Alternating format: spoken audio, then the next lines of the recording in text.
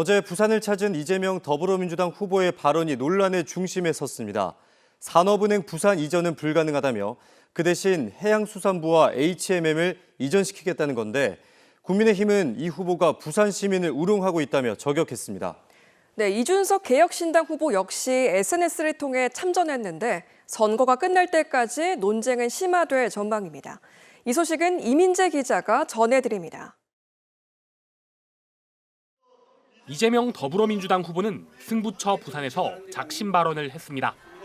산업은행 이전은 현실성이 떨어진다며 완전히 선을 그은 것입니다.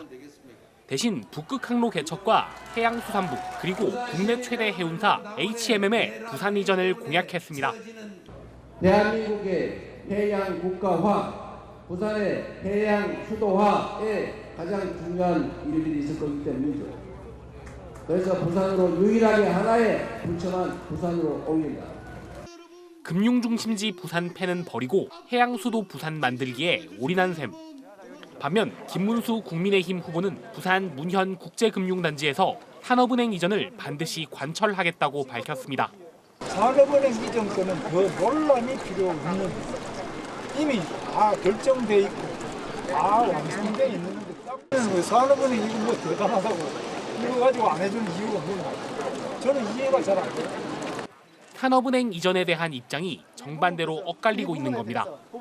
국민의힘 부산시당은 민주당 반대로 산업은행 이전이 안 되는 것을 현실성 없는 사안이라고 한 것은 시민을 기만, 우롱한 것이라고 공세를 펼쳤습니다. 이준석 개혁신당 후보도 논란에 가세했습니다. HMM 본사 부산 이전은 주주이익에 반하는 행위라며 따뜻한 아이스 아메리카노 같은 허튼 소리라고 저격했습니다. 전재수 민주당 총괄선대위원장은 HMM 본사 이전이 오히려 기업 가치를 높인다며 이 후보야말로 말장난하지 말라고 반박했습니다. 이재명 후보의 공약을 놓고 여야의 공방은 한층 심화될 전망입니다. 이재명 후보의 공약이 전체 판을 흔들 강풍이 될지 지역 민심에 역풍을 불러일으킬지는 미지수입니다. KNN 이민재입니다. 기상청이 오늘부터 부산 경남 지역에 호우 긴급 재난 문자 제도를 시행합니다. 폭우가 쏟아지는 지역에 긴급 문자와 경보 알림음을 보내는 건데요. 이번 장마 기간에 문자를 잘 확인하시고 안전에 각별히 유의하시기 바랍니다. 이 소식은 하영광 기자가 전해드립니다. 지난해 200mm가 넘는 폭우가 쏟아진 부산 사상구의 한 도로. 폭우가 내려 지반이 약해졌고 그 결과 결국 중형 트럭 2대가 싱크홀로 빠지는 사고로 이어졌습니다. 지난 2020년에는 시간당 80mm가 넘는 폭우로 3명이 부산 초량 지하차도에 갇혀 숨지기도 했습니다. 이런 사고를 예방하기 위해 기상청은 부산 경남 지역에도 호우 긴급재난문자 제도를 확대했습니다. 폭우가 쏟아지는 읍면동 단위에 알림음과 진동을 동반한 긴급문자를 보내는 겁니다. 이미 제도를 시행하고 있는 수도권과 경북 전남권에서 인명피해가 줄어드는 효과를 입증했습니다. 위험성을 즉각적으로 인지하고 신속히 안전조치를 취할 수 있어 호우로 인한 피해를 예방할 수 있을 것으로 기대합니다. 또한 분야별 폭염 위험 수준을 알려주는 폭염 영향 예보를 하루 전 제공해서 이틀 전으로 앞당기고 태풍 강도 체계도 명확히 개선합니다. 폭염이 얼마나 위험할지 미리 알려주는 한편 대응 요령도 제공해 피해를 줄이겠다는 겁니다. 태풍의 강도도 중, 강, 매우 강 등 다소 주관적인 표현에서 강도 1에서 5까지 정량적 표현으로 바꿉니다. 한편 부산 온천천과 학장천, 창원 광려천처럼 적은 강수량으로도 범람이 발생하는 상습 침수 지역에는 보다 세부적인 정보를 제공하는 맞춤형 서비스 도입이 필요하다는 지적이 나옵니다. KNN 하영광입니다. 네, 지난해 여름 통영 특산물인 굴은 이상기온의 직격탄을 맞았습니다. 고수온에 산소가 부족한 물덩어리까지 덮치면서 수확량은 급감했고 가격까지 떨어지면서 양식 어민들의 근심이 컸는데요. 갈수록 심각해지는 기후위기에 대응하고 또 지속가능한 양식을 위해 지역 어민들이 스마트 개체굴 양식을 새롭게 도입해 본격 생산에 들어갔습니다. 기존 굴보다 고부가가치를 거둘 수 있는 개체굴은 벌써부터 수출도 가시화되고 있는데요. 경남 굴 양식 산업의 패러다임 전환이 기대됩니다. 박명선 기자가 보도합니다. 굴 양식장의 수확 작업이 분주합니다. 양식줄로 대량 생산하는 기존의 수화식이 아닌 바스켓에 하나씩 담아 생산하는 이른바 개체굴입니다. 뉴질랜드에서 들여온 기술을 접목해 개발한 경남식 개체굴 양식입니다. 굴이 담긴 바스켓을 주기적으로 뒤집어 햇빛 노출을 늘리면서 굴 자체가 가지는 풍미를 더욱 풍부하게 만듭니다. 또 플랑크톤이 많은 표층에서 생산해 산소 부족 물덩어리 피해도 피할 수 있습니다. 기존 수화식보다 성장이 빠르고 연중 출하가 가능해 경제성도 높습니다. 노동력은 좀 적게 들어가면서 어떤 부가율은 좀 높일 수 있는 그런 상품을 생산할 수 있는 그런 방법이다 이렇게 보시면 되고, 벨로 장점은 주기적으로 쉽게 뒤집을 수 있어서 해적 생물을 쉽게 제거를 할 수 있다는 거, 그게 큰 장점입니다. 또 기존의 생산 방식과 달리 플라스틱 코팅 쓰레기를 발생하지 않는 것도 특징입니다. 경남 거제시는 전체 굴 양식 1,071헥타르 가운데 73헥타르를 개체굴로 바꿨고 오는 2030년까지 160헥타르로 확대할 계획입니다. 이 개체굴은 그 스마트 자동화 가능하다. 종작 생산부터 그 수확까지 이제 그런 부분들을 우수한 점으로 좀 저희들이 판단하고 있습니다. 이런 개체굴은 고가인 만큼 국내보다는 수출 시장에 초점을 맞추고 있습니다. 미국과 유럽 등에 수출을 타진하고 있고 지난달에는 살아있는 개체굴 4톤을 러시아에 수출하는 성과도 거뒀습니다.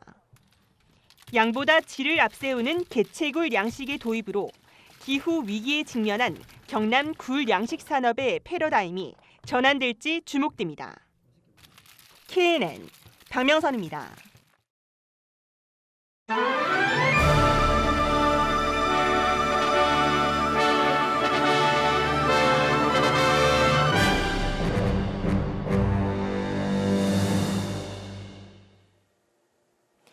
네, 창사 30주년을 맞은 KNN은 그동안 사회 전반의 변화를 이끌어내는 역량 있는 보도로 지역의 시청자들에게 큰 사랑을 받아왔습니다. 누구보다 발빠르게 또 깊이 있게 취재를 하며 걸어온 KNN의 30년 보도 역사를 황보람 기자가 짚어봤습니다. 지금 화면을 통해 보이는 이 영상. 독극물을 먹고 죽어가는 큰 기러기의 모습입니다. 지난 1996년 KNN, 당시 PSB의 보도 기러기의 눈물을 통해 방송된 이 장면은 환경 파괴가 이어지는 현실에 경종을 울렸고 한국기자협회 이달의 기자상과 한국기자상을 받으며 KNN의 첫 수상작이 됐습니다. 이처럼 환경에 대한 KNN의 관심은 여러 보도를 통해 이어졌습니다. 모두 한 번쯤은 들어봤을 캐치프레이즈 물은 생명입니다. 연중 기획보도부터 국내 최초로 해파리의 대량 번식으로 인해 파괴되는 해양 생태계를 담아낸 해파리의 침공, 3만 킬로미터에 달하는 큰 뒷부리 도요새의 여정을 담아낸 다큐멘터리 위대한 비행 등이 대표적입니다. KNN 보도의 역량은 대형 사건, 사고, 재난 현장에서도 빛났습니다. 화면에 이 사람 기억하시는 시청자분들 많으실 겁니다. 지난 1998년 전국을 공포로 휩쓸었던 희대의 탈옥수 신창원입니다. KNN은 이 신창원의 검거 소식을 전국에서 가장 빨리 포착해 단독 보도와 발빠른 후속 보도를 이어갔습니다. 또 지난 2002년 166명의 사상자를 낸 김해 돛대산 중국 민항기 추락 사고. 이 현장 또한 가장 발빠르고 신속하게 전했습니다. 지난 1996년 페스카마오 선상살인 사건 취재 역시 가장 빠르고 정확했고 지난 2015년 부산 중고차 매매단지 화재 때에도 가장 생생한 현장을 보도했습니다. 사건 사고의 현장을 생생히 전하는 보도에 더불어 KNN의 단독 기획 보도는 세상을 바꾸는 힘이 됐습니다. 지난해 6.25 전쟁 기념 한미연합행사가 열린 군사시설이 중국인 유학생들이 띄운 드론에 노출됐다는 단독 보도는 본격적인 간첩법 개정 움직임을 이끌었고 또 지난 2022년 경남에서 잇따라 발생한 급성 간 중독 사건을 계기로 생산 현장에 만연한 독성 물질의 숨겨진 사실을 밝힌 기획보도는 그 위험성과 문제점을 파헤치며 변화를 이끌었습니다. KNN은 30년 동안 지역의 권력이나 행정을 감시하거나 또 때로는 대안을 제시하는 의미 있는 보도를 했습니다. 이런 여러 가지 보도 활동들은 지역민에게는 물론이거니와 지역의 건강한 발전에 긍정적인 영향을 끼쳤다고 평가합니다. KNN이 30년 동안 이어온 보도는 130개 가까운 다양한 대회 수상을 통해서도 그 역량을 인정받고 있습니다. 앞으로도 KNN은 지역을 넘어 세상을 바꾸는 생생하고 깊이 있는 보도를 이어갈 것을 약속합니다. KNN 황보람입니다. 네, 다음은 지난 30년간 지역 내 총생산 변화 추이를 살펴보겠습니다. 수도권 내 지역 내 총생산 비중이 50%를 넘어버리는 사이 공교롭게도 부산과 경남은 딱 그만큼 줄어든 모습을 볼 수가 있습니다. 770만에 달하던 부산 경남 인구는 이제는 600만 명대, 30년 뒤에는 500만 명대로 떨어질 처지에 놓여 있습니다. 자, 이 같은 우울한 전망치를 놓고 부산과 경남은 과연 어떤 미래를 그려나가야 할까요? 그래서 저희 KNN은 창사 30주년을 맞아 부산, 경남 모두와 인연을 맺고 각 분야에서 활약하고 있는 다양한 연령대의 지역민들의 목소리를 들어봤습니다. 김건영 기자가 보도합니다. 영화 영상도시라는 글로벌 브랜드를 안겨준 부산국제영화제가 올해 30주년입니다. 30살 동갑내기 지역 청년 영화인이 꿈꾸는 지역의 미래는 영화제의 도시를 뛰어넘는 진정한 아시아 문화 허브 도시입니다. 이 도시가 어떤 문화적인 어떤 허브로서 다양한 문화의 영화들이나 문화들을 접할 수 있는 도시라고 생각해서 그게 좀 부산의 어떤 강점이 되지 않을까. 역사적으로 봐도 부산 경남은 허브 도시가 될 조건을 키워왔습니다. 한국 전쟁과 산업화를 겪으며 많은 이방인을 품었습니다. 이젠 그 개방성을 글로벌 도시 도약의 자양분으로 활용할 때입니다. 매우 창의적인 발상을 할 수 있는 그런 혼종성이 갖고 있는 그런 뛰어난 속성이 바로 이 지역에 있는 사람들에게 DNA가 있다고 저는 생각을 합니다. 개방적이고 훨씬 더 유연하게 대처할 수 있는 또 힘도 있죠.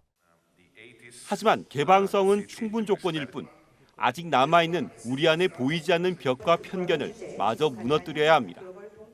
20년 동안 많이 좋아졌습니다. 부산, 경남 같은 경우에는. 그래도 아직까지 그 좋은 일자리 있으면 무조건 한국 사람한테 주고, 일단 단순한 일은 무조건 외국인한테 주고, 그래서 아직까지 약간 좀 차별 있는 것 같습니다. 우리는 시군 통합 30년이 된 김해를 주목합니다.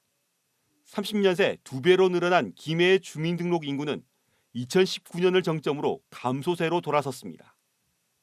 그런데 등록 외국인 수를 더한 총 인구는 다시 증가세입니다. 외국인이 총 인구의 5%를 넘는 다문화 도시로 이미 진입했습니다. 다문화 사회 정착 성패가 시정 과제가 된 김해 사례는 부산 경남에 시사하는 바가 큽니다. 외국인 정책에 있어서 리더를 해야 되고 리더를 하는 도시라고 생각을 할 수가 있습니다. 그래서 나머지 부산, 울산, 경남도 마찬가지로 그런 의미에서 보면은 지역의 외국인들이 잘 어울려서 살아갈 수 있는 사회를 만드는 것이 중요하다고 생각이 됩니다. 글로벌 도시를 생존 전략으로 삼는다면 최소한의 경제 규모는 필수 조건. 소지역주의를 극복하고 어떤 형태로든지 부산 경남 간 통합과 협력은 선결 과제입니다. 지금 부산 경남이 먼저 통합에 지금 가고 있습니다만은 울산까지도 끌어안아서 가야만이 대한민국을 돌아가는 하나의 두 개의 축으로서 작동해야만이 대한민국이 지속 가능한 국가가 되지 않겠나 그런 생각을 합니다. 세계 각국의 수도와 제2도시에 대한 빅데이터 키워드 분석을 해봤습니다. 제2도시를 보면 관문도시로서의 개방성과 연관된 항만, 위치, 금융, 항공 등의 단어가 눈에 띕니다. 지역 간, 문화 간 통합과 포용을 부산 경남의 30년 미래 전략의 기조로 제안해 봅니다. KNN 김건영입니다. 단체 예약을 한 뒤 연락을 끊는 이른바 노쇼 사기가 전국적으로 빈발하는 가운데 경남 거창에서도 관련 사기가 3건 발생했습니다. 지난 12일 거창읍의 한 식당에서는 한 남성이 배우 강동원의 영화 촬영 제작진을 사칭해 단체 식사 예약과 함께 600만 원 상당의 와인 2병을 특정 업체를 통해 구매하도록 유도했습니다.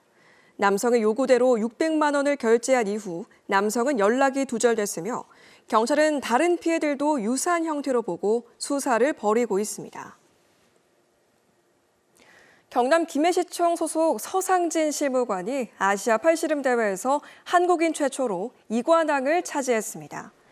김해시 공원과에 근무하는 서상진 실무관은 지난 3일부터 11일까지 인도 델리에서 열린 제23회 아시아 팔씨름 대회에서 마스터와 그랜드 마스터 70kg급 오른팔 부문에서 1위에 올랐습니다.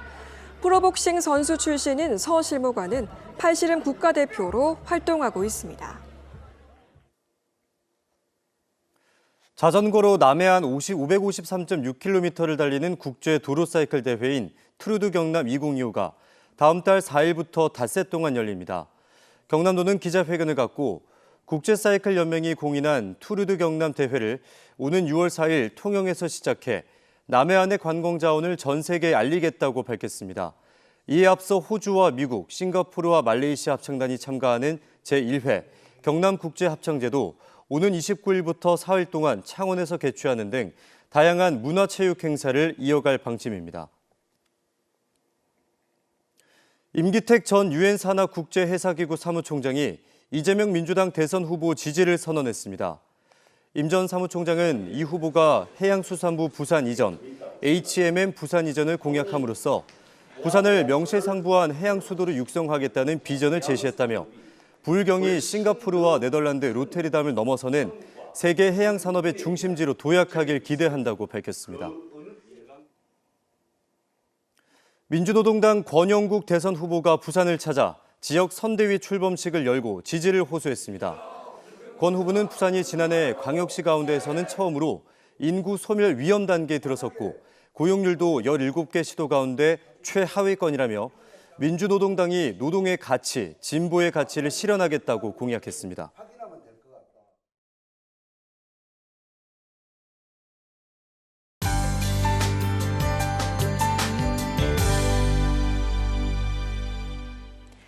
내일은 오늘보다 비가 더 많이 오겠습니다. 모레 새벽까지 부산 경남 남해안과 경남 남서 내륙은 30에서 80mm, 지리산 북은 많게는 100mm 넘게 내리겠고 경남 내륙은 20에서 50mm 예보돼 있습니다. 지역별 기온은 부산과 거창 최저 17도, 한낮에는 부산이 20도, 창원과 남해 21도, 창녕 22도로 오늘과 비슷하겠습니다. 비는 모레 새벽까지 이어졌다가 18일부터 차차 맑아져 다음 주는 기온이 더 오르겠습니다.